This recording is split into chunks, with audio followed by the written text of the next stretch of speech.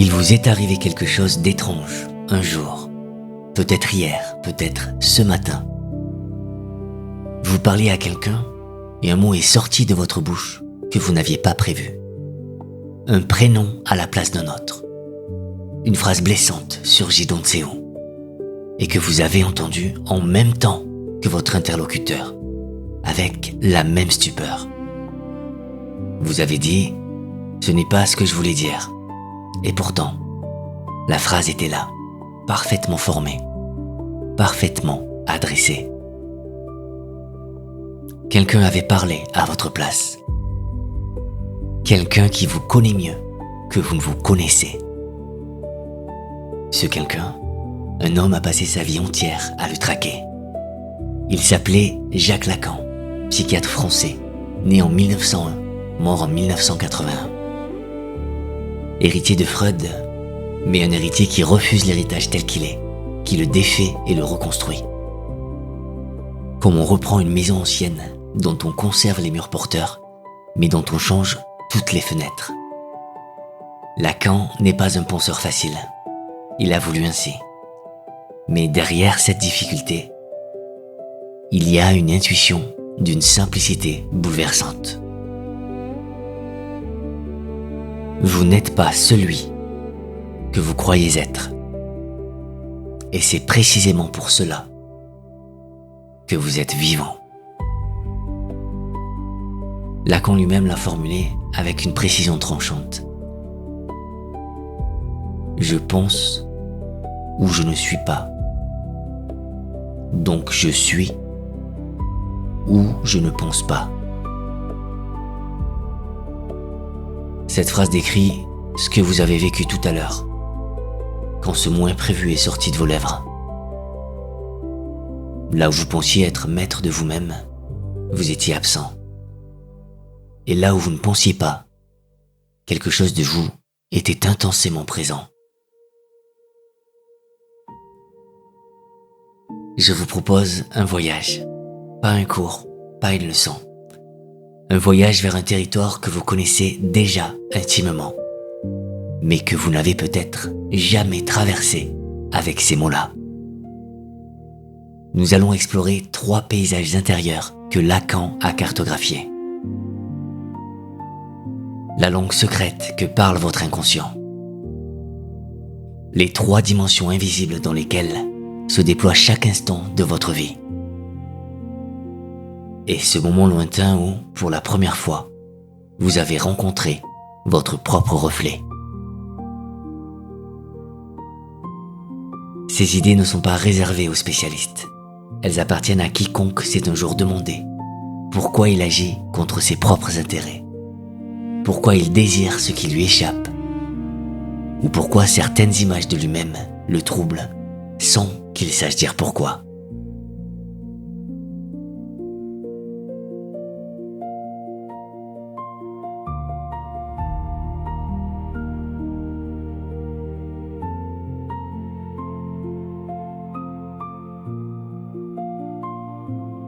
Avant Lacan, il y avait Freud. Et Freud avait découvert un continent. Il avait compris qu'une partie de nous vit dans l'ombre, qu'elle pousse, qu'elle insiste, qu'elle revient la nuit sous forme de rêve, et le jour sous forme de gestes manqués. L'inconscient de Freud est une chaudière qui gronde sous le plancher de la conscience. Quelque chose de primitif, de brûlant, d'aveugle. Lacan regarde ce même continent, et il voit autre chose. Il ne voit pas un volcan, il voit une bibliothèque. L'inconscient ne gronde pas, il murmure. Il ne pousse pas au hasard, il compose. Il choisit ses mots, il construit ses phrases. Il manie la métaphore avec une habileté que notre conscience n'atteindra jamais. L'inconscient, dit Lacan, est structuré comme un langage. Il a sa grammaire, ses figures de style, ses lois de composition. Et tout ce qui en nous semble échapper à la raison n'est pas un accident. C'est un texte. Prenez le lapsus. Vous vouliez dire « Je suis ravi de vous rencontrer ». mais vous avez dit « Je suis ravi de vous quitter ». Ce n'est pas une erreur mécanique, un raté de la machine. C'est un autre locuteur en vous, un locuteur parfaitement lucide, qui a profité d'un instant d'inattention pour glisser son propre message dans votre phrase. Et ce message est d'une exactitude redoutable. Il dit ce que vous ne vouliez pas dire, précisément parce que vous le pensiez trop fort pour le retenir. Prenez le rêve. Vous êtes nu dans un lieu public, entouré de visages indifférents. Ce rêve ne parle pas de nudité, il parle de vulnérabilité. Il utilise une image à la place d'un mot, exactement comme un poète utilise une métaphore pour dire ce que le langage ordinaire ne sait pas atteindre. Le rêve est un poème que votre inconscient écrit chaque nuit avec les images du jour. Prenez le symptôme. Cette douleur au ventre qui revient sans cause médicale. Cette peur inexplicable d'un lieu, d'un son, d'une saison. Pour Lacan, le symptôme est une parole prisonnière. Un mot qui n'a pas trouvé le chemin de la bouche et qui s'exprime alors par le corps. Comme une lettre qui, ne trouvant pas son destinataire, revient frapper à la porte de l'expéditeur. Si l'inconscient est un langage, alors il ne s'agit pas de le dompter. Il s'agit de l'écouter. La psychanalyse, dans cette perspective, n'est pas une chirurgie de l'âme, c'est une traduction. Le patient parle, et dans ses hésitations, ses répétitions, ses silences, se dessine un autre texte, plus ancien, plus vrai. Un texte qui attendait depuis longtemps qu'on veuille bien le lire. Et vous aussi, vous portez ce texte. Pensez à un mot que vous utilisez souvent, sans savoir pourquoi. Une expression que vous avez héritée de votre mère, de votre père, de quelqu'un que vous avez aimé. Ce mot n'est pas anodin. Il est la trace d'une conversation que votre inconscient mène depuis des années. Une conversation dont vous n'êtes pas encore l'interlocuteur conscient, mais dont vous êtes, depuis toujours, le sujet.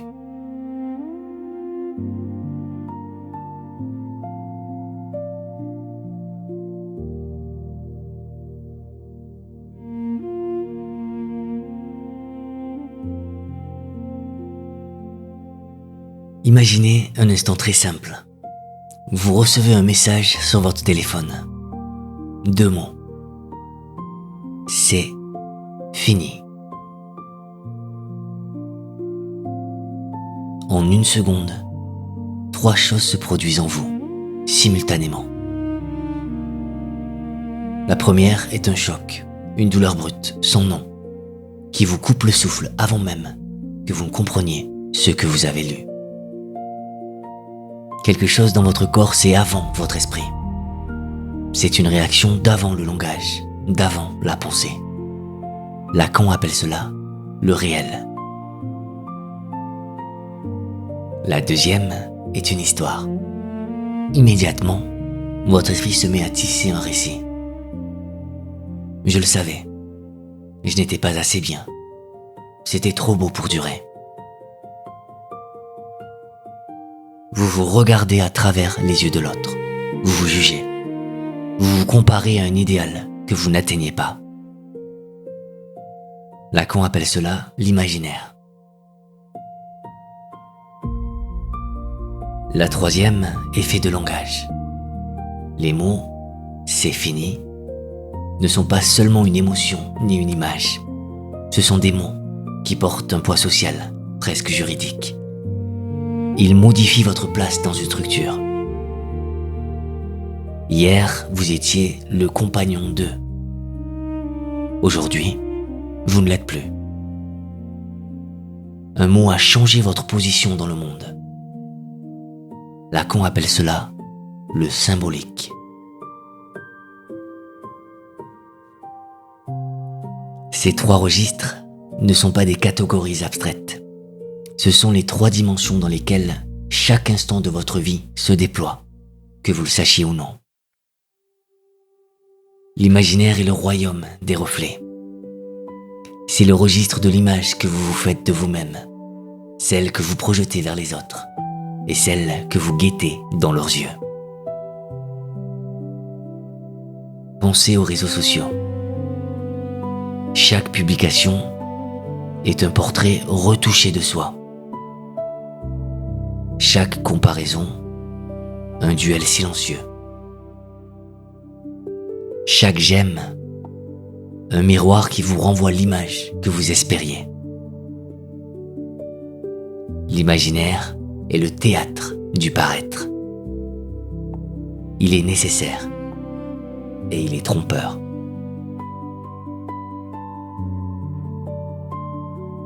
Le symbolique est le monde des lois invisibles.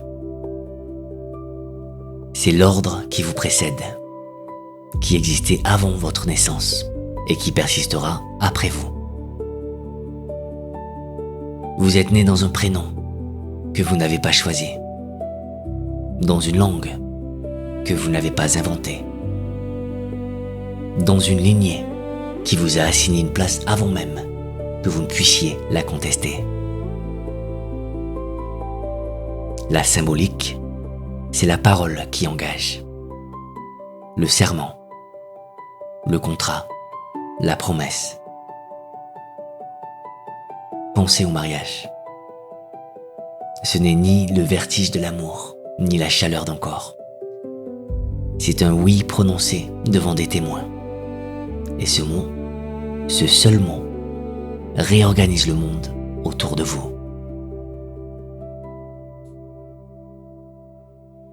Le réel est ce qui reste quand les mots et les images ne suffisent plus. Ce n'est pas la réalité quotidienne. C'est ce qui échappe à toute représentation. Le moment d'un accident, avant que votre esprit ne commence à raconter ce qui s'est passé.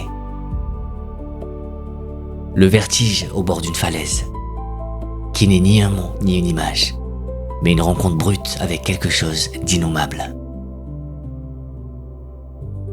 Le réel, c'est le trou dans le tissu du langage. Ce que vous ne pouvez ni dire ni imaginer, mais qui est là, toujours là, comme le fond silencieux de toute expérience.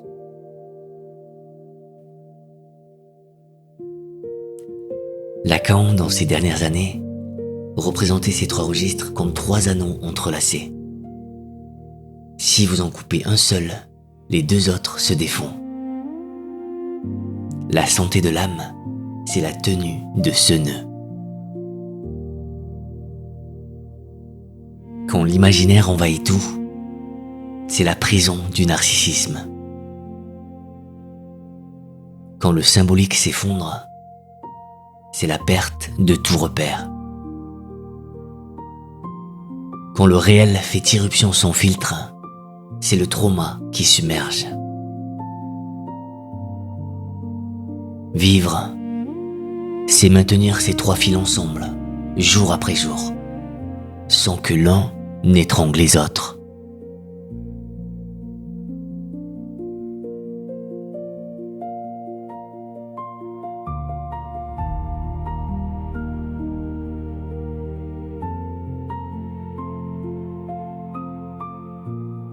Il y a eu un matin dans votre vie dont vous ne vous souvenez pas. Vous aviez entre 6 et 18 mois.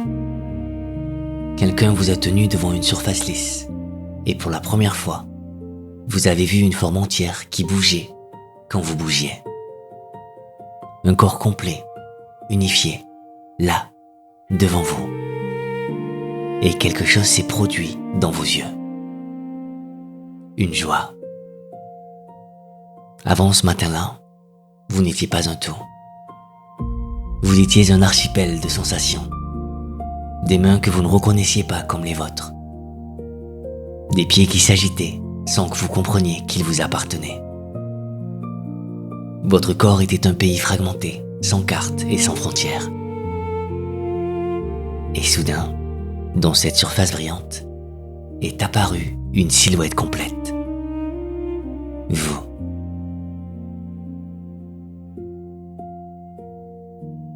C'est en 1936 que Jacques Lacan décrit cette scène. Et il en fait le moment fondateur de notre identité. Il l'appelle le stade du miroir.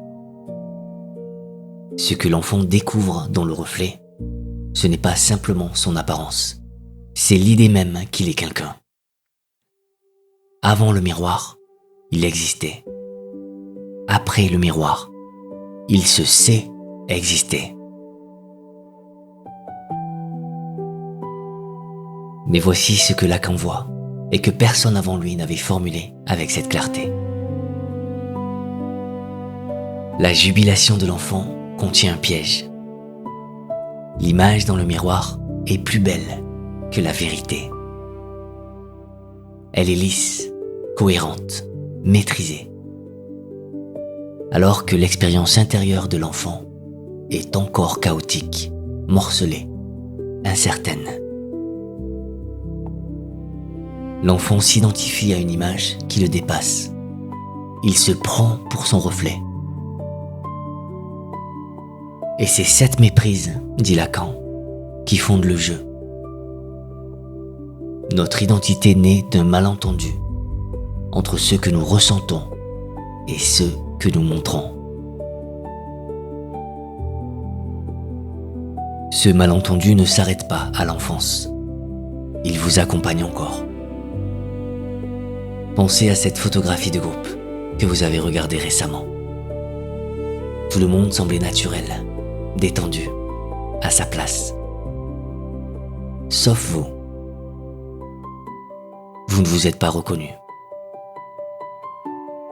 Ce malaise discret, cette légère nausée de l'identité, c'est exactement le décalage que Lacan décrit. Le reflet ne ment pas, mais il ne dit pas la vérité non plus. Il donne une forme à ce qui, en vous, n'en a pas. Et pensez au syndrome de l'imposteur, ce sentiment que tant de gens portent en silence. Vous projetez une image de compétence, de calme, d'assurance. Et sous cette image, vous sentez qu'il y a autre chose. Un enfant hésitant. Un corps en fragments. Quelqu'un qui n'a jamais tout à fait rattrapé son propre reflet. Ce n'est pas une maladie, c'est la condition humaine elle-même. Nous sommes tous des êtres en quête d'une unité qui nous échappe. Et cette quête n'est pas un échec. Elle est le moteur de tout ce que nous créons.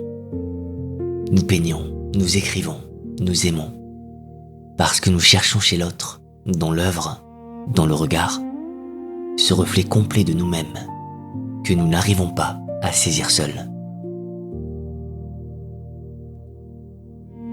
Le miroir de Lacan n'est pas seulement celui de la salle de bain. C'est le visage de la personne que vous aimez. C'est la page blanche où vous cherchez vos mots. C'est toute surface où vous espérez vous trouver. Et peut-être que la liberté ne consiste pas à briser ce miroir, mais à l'habiter autrement. Non plus avec l'angoisse de ne pas correspondre, mais avec la douceur de savoir que l'écart entre soi et son reflet est l'espace même où la vie se déploie.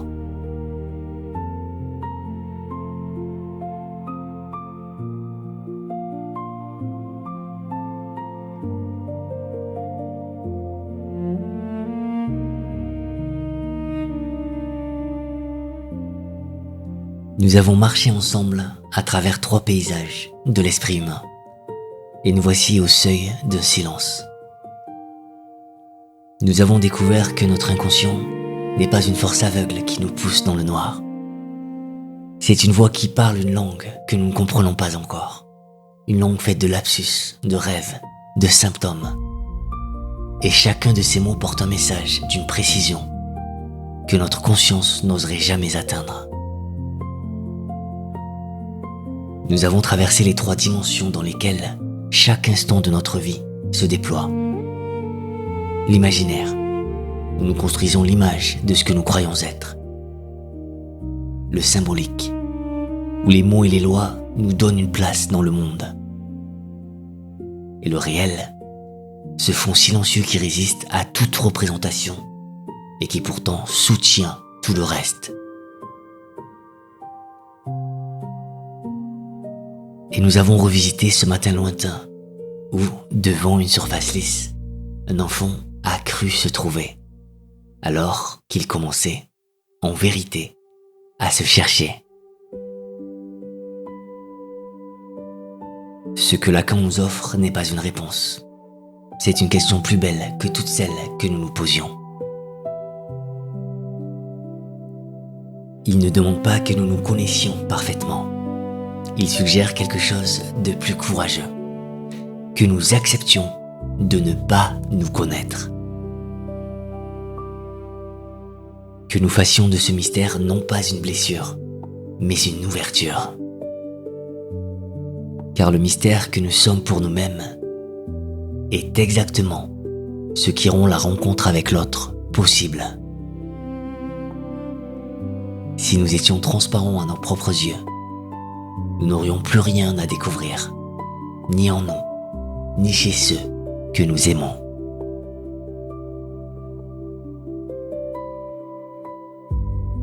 Dans les heures qui viennent, je vous invite à porter attention aux petits signes. Un mot qui revient sans raison. Une image qui vous traverse et que vous ne comprenez pas.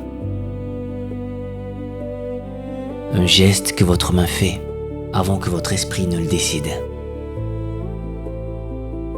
Ne cherchez pas à les analyser. Accueillez-les.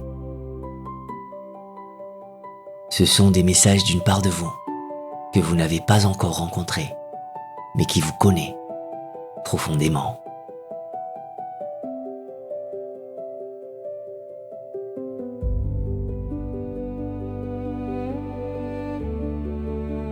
Je veux vous remercier. Pas d'une manière formelle, mais avec la simplicité que l'on réserve à ceux dont la présence compte. Vous avez prêté à ces mots quelque chose que personne d'autre ne pouvait leur donner, votre écoute. Et cette écoute n'était pas passive. Elle était un acte de confiance, un geste intime, presque silencieux, comme celui de tendre la main vers quelqu'un dans le noir. Si vous avez ressenti, ne serait-ce qu'un instant, cette vibration légère qui naît quand on entrevoit quelque chose de vrai sur soi-même, alors, cette conversation a eu lieu. Véritablement. Entre votre inconscient et ces mots.